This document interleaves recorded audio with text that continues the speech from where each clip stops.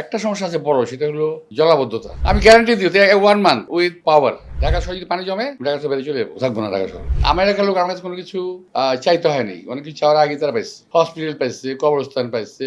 আমি 2-3টা হসপিটাল করছি, তারপর কবরস্থান করছি, খেলার মাঠ করছি, 4টা-5টা মাঠ করছি, আমি কলেজ করছি। তো এগুলো তো এলাকার মানুষের চাহিদা ছিল না, আমি করে ফেলছি। এখনো যেগুলো প্রয়োজন আছে সেগুলো করবো।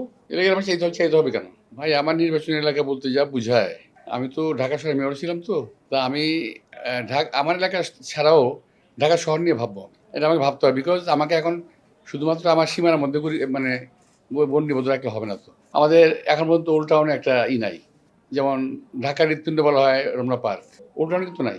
এখানে আমাদের একটা কিছু করতে হবে, স্কোপও আছে, আমরা করতে চাই।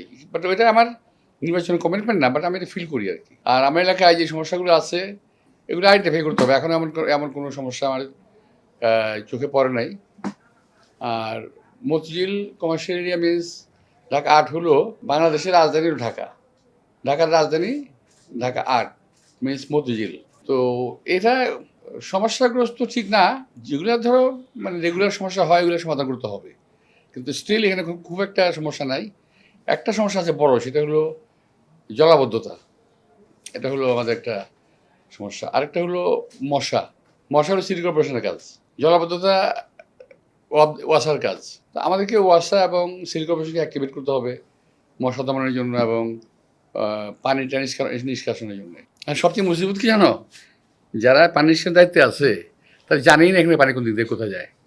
মতিঝিলে পানি কোন দিক দিয়ে কোথায় যেত এটাও যেমন জানে না, আমার এলাকায় পানি কোন দিক দিয়ে কোথায় যেত এটাও তারা জানে না। এটা ওরা জানতে পারলে কিন্তু এটা সমস্যার সমাধান করতে 15 দিন লাগবে ম্যাক্সিমাম। কিংবা এই গভর্নমেন্ট ইচ্ছা করলে আমাকে দায়িত্ব দিতে পারে, কন্ট্রাক্ট আমার সঙ্গে দিতে পারে দায়িত্ব। আমি গ্যারান্টি দিই 1 মান্থ